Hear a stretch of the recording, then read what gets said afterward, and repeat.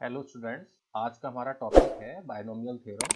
जैसे हम द्विपद प्रमेय के नाम से जानते हैं, तो शुरू करते हैं कि बायनोमियल थ्योरम है क्या और इसका एक्सपेंशन हम किस तरह से करते हैं, जनरल टर्म किस तरह से फाइंड आउट करते हैं। इसको आज के लेक्चर में हम लोग सीखेंगे। तो बायनोमियल का मतलब है दो पद। द्विपद मतलब ऐसा एल्जेब्रिक एक्सप्रेशन जिसमें दो पद होते हैं और वो किसी धनात्मक या ऋणात्मक चिन्ह के साथ जुड़े होते हैं, तो हम इसको बोलते हैं binomial expression. Means an algebraic expression containing two terms is called binomial expression. For example, मैंने लिख दिया a plus b, 2x minus 3, 4x plus 5।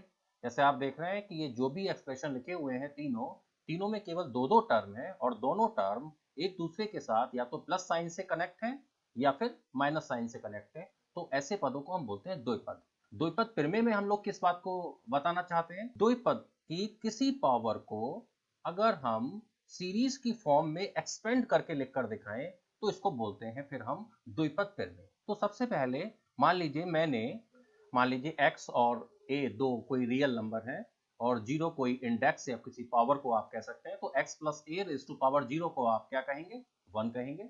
जब मैंने पावर को 1 कर दिया तो आप x plus A raise to power 1 को आप लिख सकते हैं x प्लस ए।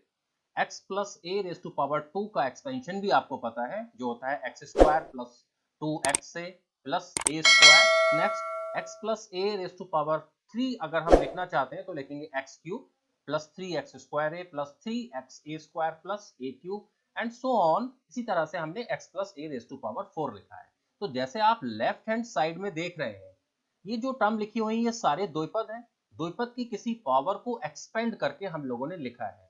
इन चारों में जो भी आप एक सिमिलरिटी जो आप देख रहे हैं वो क्या देखते हैं कि जो भी बायनोमियल एक्सप्रेशन की पावर है, सपोज करिए अगर मैं x plus A raise to power 1 ले रहा हूं तो यहाँ पर बायनोमियल एक्सप्रेशन की पावर 1 है, तो नंबर ऑफ टर्म्स यहाँ पर आपको दो दिखाई दे रहे हैं।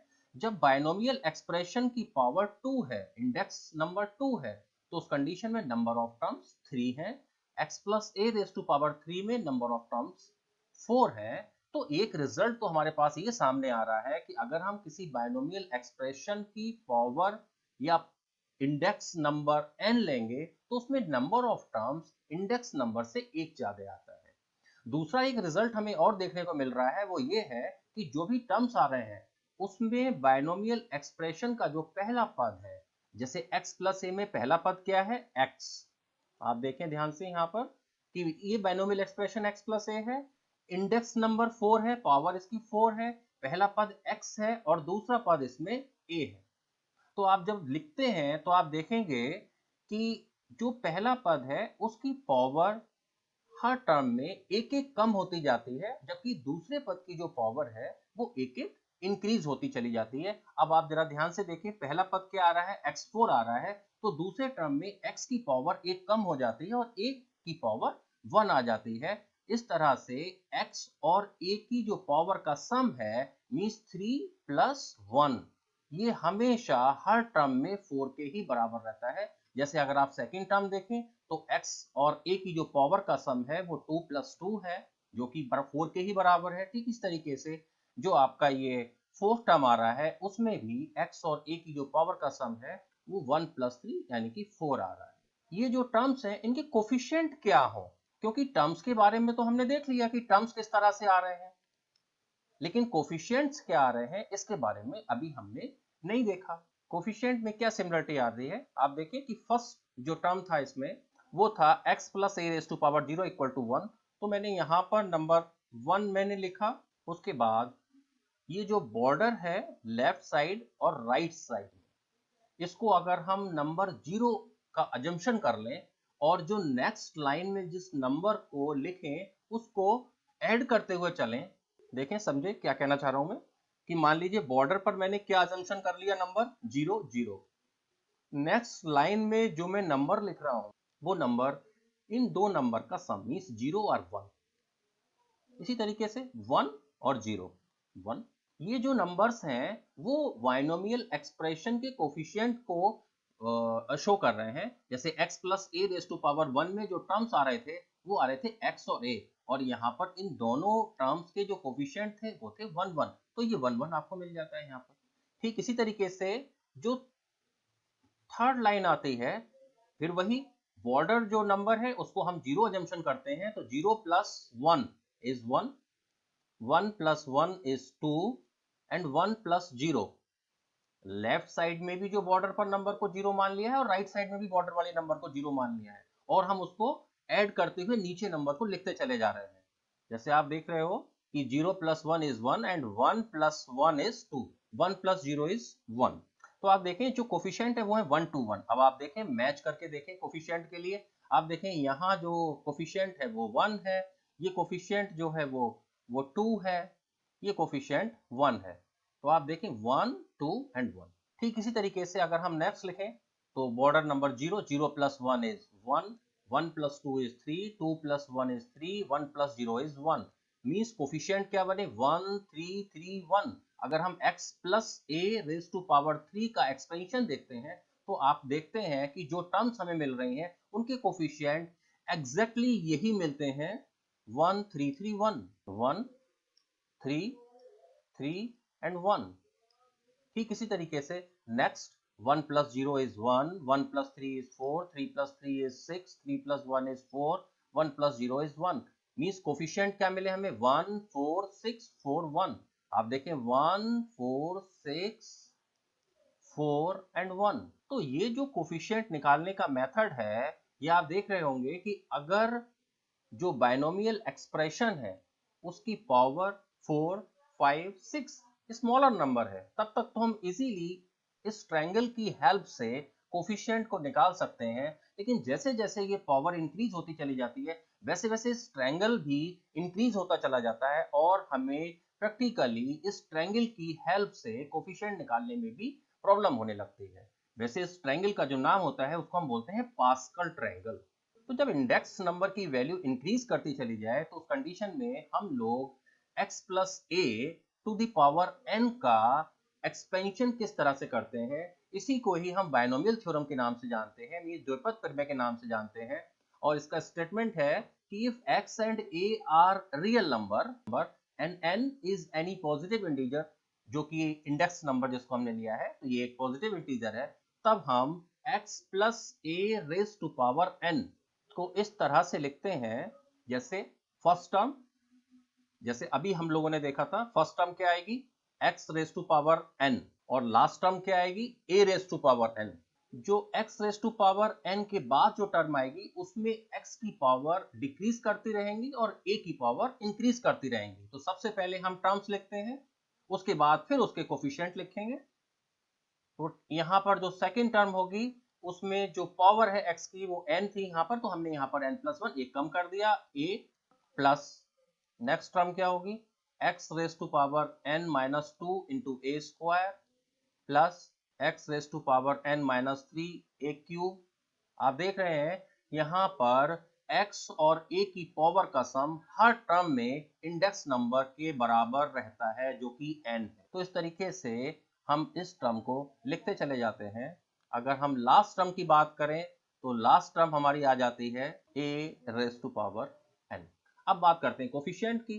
तो जो ये कोफिशिएंट हैं वो कोफिशिएंट होते हैं, हम इसको लिखते हैं nc1 nc2 nc3 and last coefficient ncn, where nc3 जो लिखा हुआ है उसकी वैल्यू आप कॉम्बिनेशन में आप लोगों ने पहले पढ़ा होगा, nc3 इक्वल टू होता है factorial n upon factorial 3 into factorial of n minus 3 and so on. जो भी इसमें कोफिशिएंट्स आ रहे हैं उसको इस तरह से हम इसकी वैल्यू को कैलकुलेट कर सकते हैं, और इन कोफिशिएंट्स को हम बोलते हैं बाइनोमियल कोफिशिएंट्स, द्विपद गुणांक। तो अगर हम x plus A raise to power n के एक्सपेंशन को ध्यान से देखें तो आप देखेंगे कि first term x raise to power n है, सेकेंड टर्म में nc1 x raise to power n minus 1a है। सेकेंड टर्म अगर हम लिख रहे हैं तो आप देखिए nc1 x raise to power n minus 1 and a raise to power 1। ठीक इस तरीके से जब हम थर्ड टर्म लिख रहे हैं तो थर्ड टर्म में nc2 and x raise to power n minus 2 और a रेज टू पावर 2। तो इस तरह से अगर हमें x plus a raise to power n के एक्सपेंशन में r प्लस 1th टर्म को अगर हमें लिखना है जिसको कि हम tr प्लस 1 बोलते हैं, तो ये बराबर होगा ncr जैसे अभी भी हमने देखा था कि अगर सेकंड टर्म लिखा जा रहा था तो हम लिखते थे NC1, तो r प्लस 1th टर्म अगर हमें लिखना होगा तो हम लिखेंगे NCR। x raise to power क्या आता है, n और r का difference means n minus r into a raise to power r। इसी टर्म को हम लोग जनरल टर्म कहते हैं, सामान्य पद, जनरल टर्म।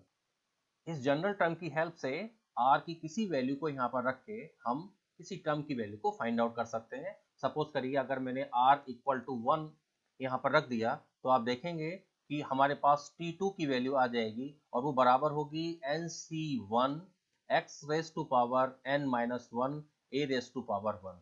जैसे आप अभी अभी ऊपर हमारे बाइनोमियल थ्योरम के एक्सपेंशन में आप सेकंड टर्म को इजीली देख पा रहे हैं, NC1 x raise to power n minus 1 a raise to power 1। तो जनरल टर्म एक बार जब हम याद कर लेते हैं, तब अगर हमें बाइनोमियल एक्सपेंशन के किसी टर्म को फाइंड आउट करना हो तो उसी के अकॉर्डिंग हम r की वैल्यू को प्लेस करके उसी टर्म को फाइंड आउट कर सकते हैं। x plus a raise to power n के एक्सपेंशन में number of terms n plus 1 होती है, इसको याद रखना है। और साथ ही साथ जनरल टर्म जैसे अभी अभी हमने बात की थी, tr plus 1 equal to NCR x raise to power n minus r a raise to power r, where NCR बराबर होता है, ये आपको याद होना चाहिए, पहले की क्लास में भी आपको बताया गया है, NCR बराबर होता है factorial n upon factorial r into factorial n minus r। Binomial theorem के एक्सपेंशन में एक बार हम a को माइनस a से रिप्लेस करके एक नया फॉर्मुलेशन लिखते हैं, वो क्या हो जाता है, NC0 x raise to power n plus NC1 x raise to power n minus 1 into minus a plus NC2 x raise to power n minus 2 minus a whole square plus and so on NCR x raise to power n minus r minus a raise to power r plus last term इसकी हो जाएगी NCN a raise minus a raise to power n। तो x minus a raise to power n के expansion में जो terms मिलेंगे आप देखिए, NC0 x raise to power n second term, क्योंकि ये माइनस a था तो इससे ये सेकेंड टर्म में माइनस आ गया, थर्ड टर्म माइनस a के होल स्क्वायर होने की वजह से ये टर्म प्लस हो गया। अगर हम यहाँ पर r प्लस 1th टर्म को देखें, आप ध्यान से देखें ये r प्लस 1th टर्म है, ये rth टर्म नहीं है, r प्लस 1th टर्म, और ये किसके इक्विवेलेंट है, minus 1 raise to power r। कैसे आ गया, जब हम minus a to the power r को लिखेंगे तो एक माइनस 1 की पावर r बाहर आ गया, देन बाकी रिमेनिंग जो टर्म है वो वैसे ही लिखे हुए हैं, NCR x raise to power n minus r a to the power r, and last term चूंकि हम minus a raise to power n था तो ये आपका minus 1 raise to power n and NCM a raise to power n। इसके बाद हम कुछ सिंपल एक्सपेंशन को देखते हैं, एक एग्जांपल लेते हैं, x plus a raise to power 5 का एक्सपेंशन अगर हमें करना है बाइनोमियल थ्योरम की हेल्प से, जैसे अभी भी हम लोगों ने लिखा था, first term 5c0 x raise to power 5 highest जो पावर है, अगला जो टर्म आएगा वो होगा 5c1 x में एक पावर कम हो जाएगी यानी कि x की पावर 4 हो जाएगा into a। Next term 5c2 x raise to power क्या हो जाता है, 5 माइनस 2 मीन्स 3। आप इसको ऐसे भी याद रख सकते हैं कि 5c2 लिखा हुआ है तो 5 माइनस 2, और ऐसे भी याद रख सकते हैं कि जो भी टर्म है वो अपने प्रेसीडिंग टर्म की जो पावर में एक कम हो जा रहा है इंटू a में एक पावर इंक्रीज कर जा रहा है, अगर यहाँ a की पावर 1 है तो a की पावर 2 है। अगला term 5c3 x raise to power 5 minus 3 means 2 a raise to power 3 plus 5c4 x a4 plus 5c5 a raise to power 5। आप देखें नंबर ऑफ टर्म्स यहाँ पर 6 हैं। अगर हम इसको सॉल्व कर लें, जो बाइनोमियल कोफिशिएंट्स हैं उनकी वैल्यू निकाल लें, तो आप देखेंगे कि क्या आ जाएगा आंसर, 5c1 की वैल्यू 5 होती है, 5c2 10 होता है, 10x cube a square, 5c3 भी 10 होता है, 5c4 5 होता है, 5x a4 एंड 5c5 1 होता है, इसको हम लिख सकते हैं a रेस टू पावर। एक चीज आप और नोट कर रहे होंगे कि जो बाइनोमियल कोफिशिएंट्स हैं वो from the beginning and from the end अगर हम देखें, शुरू से देखें और आखिर से देखें, तो सेम प्लेस पर जो टर्म्स हैं उनके कोफिशिएंट भी सेम होते हैं। जैसे आप देखें कि x रेस टू पावर 5 और a रेज टू पावर 5 का जो कोफिशिएंट्स है वो सेम है 1। सेकेंड टर्म x4a और लास्ट से जो सेकेंड टर्म है xa4, दोनों के कोफिशिएंट क्या है 5। ठीक इस तरीके से अगर हम शुरू से थर्ड टर्म को देखते हैं तो कोफिशिएंट हमें क्या मिलता है 10, और लास्ट से भी अगर हम थर्ड टर्म को देखते हैं तो कोफिशिएंट मिलता है 10। तो अगर हम बायनोमियल थ्योरम के एक्सपेंशन में शुरू और आखिर से सेम प्लेस पर जो टर्म है उनके कोफिशिएंट को अगर देखें तो वो सेम आते हैं। इसका रीजन क्या है? इसका रीजन है NCR और NCN-R की वैल्यू का सेम होना। जैसे आप देख रहे हैं जब हम NCR की वैल्यू कैलकुलेट करते हैं तो आती है factorial n upon factorial r factorial n minus r। अगर हम NCN-R को निकालते हैं तब आता है factorial n upon factorial of n minus r, और डिफरेंस इसका r है। आप देख रहे हैं कि दोनों वैल्यू सेम है। जब हम बायनोमियल थ्योरम का एक्सपेंशन करते हैं तो शुरू से जो बायनोमियल कोफिशिएंट था सेकेंड टर्म में 5c1, और लास्ट से जो सेकेंड टर्म थी उसमें था 5c4, that is 5c of 5 minus 1 that is equal. तो NCR और NCN-R की वैल्यू चूंकि सेम होती है इसलिए बायनोमियल थ्योरम की एक्सपेंशन में जो टर्म शुरू और आखिर से सेम प्लेस पर होते हैं तो उनके जो कोफिशिएंट्स हैं वो भी सेम होते हैं। आइए एक एग्जांपल और लेते हैं। x square plus 3y(x) raise to power 4। एक बार एक्सपेंशन करें इसका। 4c0, फर्स्ट टर्म यहाँ पर आप देखें वो है x स्क्वायर, और सेकेंड टर्म अगर आप देखें तो 3x।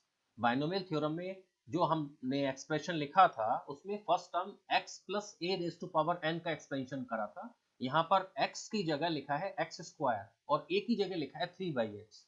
तो अब हम जब एक्सटेंशन करेंगे तो कहां से शुरू करेंगे? 4c0 x square raise to power 4, क्योंकि यहाँ पर x को x स्क्वायर लिखा हुआ है यहाँ पर, प्लस जो सेकेंड टर्म आएगा वो क्या आएगा? 4c1 x square raise to power 4 minus 1 that is 3, and 3y(x) raise to power 1 plus 4c2 x square raise to power 4 minus 2 यानी 2, and 3y(x) raise to power 2 plus 4c3 x square raise to power 4 minus 3 and 3y(x) raise to power 3। Last term is 4c4 x square raise to power 0 और 3y(x) raise to power 4। यानी first term x square की highest power 4 से चलते हुए last term में जो second term 3y(x) थी उसकी पावर हाईएस्ट आ जाती है। यानी फर्स्ट टर्म में x स्क्वायर की पावर हाईएस्ट होती है जो कि 4, और लास्ट टर्म में 3y(x) की पावर हाईएस्ट होती है जो कि 4 है। इसके बायनोमियल कोफिशिएंट्स की वैल्यू को सॉल्व करके हम इसको इजीली लिख सकते हैं और रिजल्ट हमें मिल जाएगा। जब हम इसको सॉल्व कर लेते हैं तो हमारे पास रिजल्ट मिल जाता है x raise to power 8, 12 x raise to power 54x square 108y(x) plus 81y(x4). ये आपका रिजल्ट है। मैं समझ रहा हूँ आपको ये एग्जाम्पल समझ में आ गया होगा। एक एग्जाम्पल और लेते हैं जो कि जनरल टर्म पर बेस है। Find the sixth term in the expansion of 2a minus a square by 4 raised to power 9। जैसे आप देख रहे हैं कि यहाँ पर दे रखा है 2a minus a square by 4 raised to power 9 का पूरा एक्सपेंशन आपको करके नहीं दिखाना है, आपको इसके एक्सपेंशन की 6 टर्म केवल निकालनी है। इसके अलावा आपको पूरा एक्सपेंशन यहाँ पर नहीं लिखना है। इस टाइप के क्वेश्चन को करने के लिए आप जनरल टर्म की हेल्प लेंगे। जैसे जनरल टर्म में हम लोगों ने पढ़ा था कि x plus a raise to power n का जब हम एक्सपेंशन करते हैं तो उस कंडीशन में जो जनरल टर्म होती है उसको हम बोलते हैं TR+1, और ये बराबर होती है NCR x raise to power n minus r and a raise to power r। ये एक्सपेंशन किसका लिखा हुआ है? एक्सपेंशन लिखा है x plus a raise to power n का। अब यहाँ पर जो हमें एक्सपेंशन करना है वो एक्सपेंशन करना है 2a minus a square by 4 raise to power 9 का। इट मीन्स यहाँ पर x को 2a लिखा हुआ है x की जगह, और a की जगह माइनस a स्क्वायर बाई 4 लिखा हुआ है। और आपको निकालना क्या है? आपको निकालना है सिक्स्थ टर्म। अब आप देखेंगे कि यहाँ पर हम r की ऐसी क्या वैल्यू रखें जिससे कि यहाँ पर 6 आ जाए। तो आप इजीली समझ सकते हैं कि यहाँ पर हम r इक्वल टू अगर 5 रख देते हैं तो आप देखेंगे कि ये आ जाएगा t5 + 1 मीन्स t6। और T6 इक्वल टू क्या हो जाएगा, R को हमने किससे रिप्लेस किया है, 5 से, तो ये हो जाएगा NC5 x raise to power n minus 5 a raise to power 5। अब आप अपना क्वेश्चन देख लीजिए, क्वेश्चन में n क्या है, इंडेक्स नंबर क्या है 9, x की जगह 2a लिखना है, a की जगह माइनस का a स्क्वायर बाई 4 लिखना है और n की जगह 9 लिखना है। तो T6 की वैल्यू आपको मिल जाएगी, तो T6 बराबर हो जाएगा 9C5, x को किससे रिप्लेस करना है, 2a से, 2a raise to power 9 minus 5, difference कर लेते हैं 9 माइनस 5। ए को किससे रिप्लेस करना है, यहां पर ए की जगह क्वेश्चन में लिखा हुआ है माइनस ए स्क्वायर बाई 4, तो आप यहां पर लिखेंगे माइनस का A square divided by 4 raise to power 5। केवल इसी का सॉल्यूशन हमें करना है। 9C5 का मतलब है factorial 9 upon factorial 5 into factorial of 9 minus 5 that is equal to 4। ये हो गया आपका 2a raise to power 9 minus 5 का मतलब हो गया 2a raise to power 4 means 2 raise to power 4 a raise to power 4 minus 1 raise to power 5 a square raise to power 5 का मतलब हो गया a रेज टू पावर 10 और डिनोमिनेटर में है 4 रेज टू पावर 5। सिंपली आप इसको सॉल्व कर लेंगे, सॉल्व करने पर हमें मिल जाता है माइनस 63 अपॉन 32a4। यहाँ हमने फैक्टोरियल n, अगर आपको नहीं याद आ रहा हो तो फैक्टोरियल n नेचुरल नंबर का प्रोडक्ट होता है, means 1 2 3 4 and so on up to n तक। तो यहाँ हमने फैक्टोरियल 9 मीन्स 1 2 3 4 5 6 7 8 9 नेचुरल नंबर का प्रोडक्ट हो गया, इसी की हेल्प हमने यहाँ पर ली है। तो सॉल्व करने पर आपको ये मिल जाएगा, इजीली आप कर सकते हैं। इसके लिए मैंने यहाँ पर आपके लिए दो क्वेश्चन करने के लिए लिखे हैं। पहला क्वेश्चन लिखा है मैंने, find the rth term in the expansion of x plus 1 upon x raise to power r। इसको आप जनरल टर्म की हेल्प से करेंगे। हिंट है आपके लिए, आप tr प्लस 1 की वैल्यू को लिखेंगे NCR x raise to power n minus r a raise to power r। अब यहाँ पर आप x और a को देख लेंगे कि x की वैल्यू क्या है, a क्या है, n की जगह क्या लिखा हुआ है, उसी के अकॉर्डिंग यहाँ पर r की ऐसी वैल्यू सिलेक्ट करेंगे जिससे कि हमें क्या पता चल जाए, rth टर्म पता चल जाए। क्योंकि r प्लस 1th टर्म की वैल्यू है तो r को r माइनस 1 से रिप्लेस कर देने पर हमें rth टर्म की वैल्यू को हम कैलकुलेट कर सकते हैं। अगला जो क्वेश्चन मैंने लिखा है वो लिखा है 98 रेज टू पावर 5 की वैल्यू को आपको निकालना है और हेल्प किसकी लेनी है, बायनोमियल थ्योरम की। तो आप 98 को आप लिखेंगे 100 माइनस 2 रेज टू पावर 5। यहाँ पर आप x 100 है और a की वैल्यू माइनस 2 है और रेज टू पावर 5 है। इसको एक्सपेंड करके इसकी वैल्यू निकालेंगे और साथ ही साथ कैलकुलेट करने के बाद आंसर को आप कमेंट बॉक्स में लिखकर भी बताएंगे कि हाँ वास्तव में आपने इस क्वेश्चन को करके देखा है। तो इस तरह आज के लेक्चर में हम लोगों ने बायनोमियल थ्योरम का एक्सपेंशन को देखा और साथ ही साथ जनरल टर्म के बारे में पढ़ा और कुछ एग्जाम्पल किए। नेक्स्ट लेक्चर में हम x plus a raise to power n के एक्सपेंशन में मिडिल टर्म को किस तरह से फाइंड आउट करते हैं इसको देखेंगे। Thank you.